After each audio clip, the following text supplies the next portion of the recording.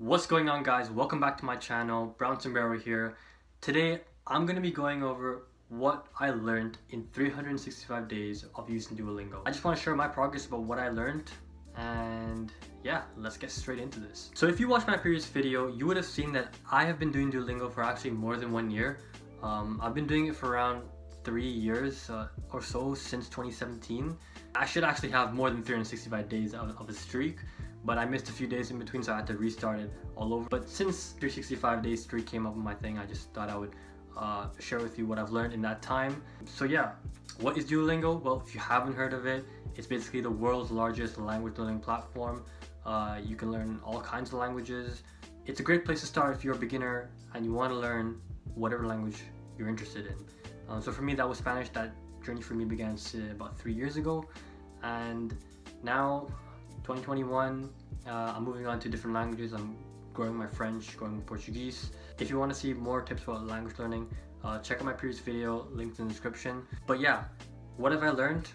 I've learned that Duolingo is basically the best place to start as a beginner. Let's not push it too far. I think even if you did complete everything on Duolingo, like all the levels, you probably would only reach about a A2, maybe B1 level. So it's not the be all and end all. It's not like the best thing you can do. It's not the only resource you should use. And I personally believe you should try and use more than one resource, like maybe 2 or 3, but stick to those 2 or 3. Don't try like 5, 6, 7, and there's just too many to keep a track of them. Just stick with 2 or 3. Duolingo is a good place to start. But personally, after doing it for about a year, more than a year, I guess, it's honestly for me just like, it's just part of my daily routine, and it's part of my habit of just maintaining my commitment to learning languages. So basically all I did for 1 whole year was just use it for like 10 minutes every single day.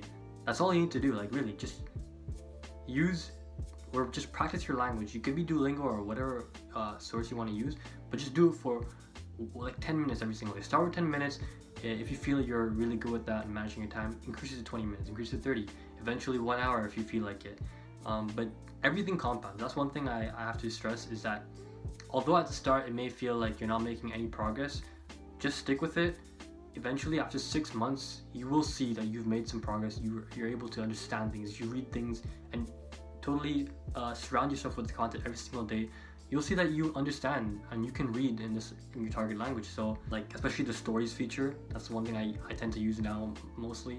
Even though the stories are kind of cringy, just bear with it and stick with it. It's just a good way to learn like basic phrases, basic language, basic words and vocabulary that you would use on a daily basis. So in my opinion, does it work?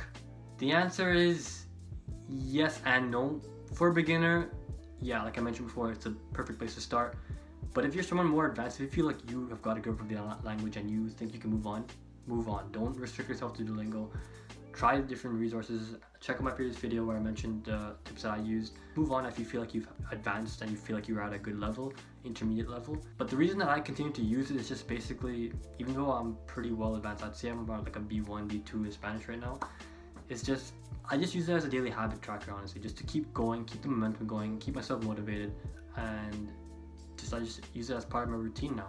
If you're someone like me and you feel like you've kind of surpassed the Duolingo level in whatever language you're learning, I think the next best thing is probably to, in terms of like grammar and improving or hearing more conversational phrases and things like that, you can use an app or a website called Closemaster.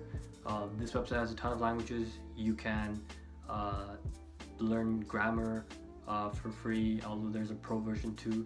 You can learn the most common 20,000 words in said language, and that's just a good place to move on after you're done with Duolingo. To conclude, is Duolingo the be all and end all? No. To start, definitely try it, but once you feel like you have mastered and gained a good sufficient level, move on and try different things. Try reading, Netflix, things like that, just to surround yourself with the language every single day. My honest opinions on the 365-day challenge, if you were to say, so it would be that, yeah, it's useful in terms of maintaining your daily habit and motivation for it. And I guess the kind of annoying messages, notifications they send you every single time. Just start with it. If you don't have any place and you don't know where to start Duolingo. Just start there. Do it for a couple of weeks, couple of months. Once you gain momentum and you feel like you're it's kind of getting boring after a while, that's when you progress and move on. But keep it there as like something you do as part of your like routine. That's personally what I do. Keep it there as something you as like your basic habit, like measurement, you know, to say, oh, I did this much, like one skill on Duolingo every single day. And yeah, that's been my video, my review on Duolingo for 365 days. If you like this video, be sure to hit the like button. Leave comments down below about what are your honest opinions on the platform. Do you use it every single day? Would you use it? Would you not use it? Hit me up at the Brownson Barrow.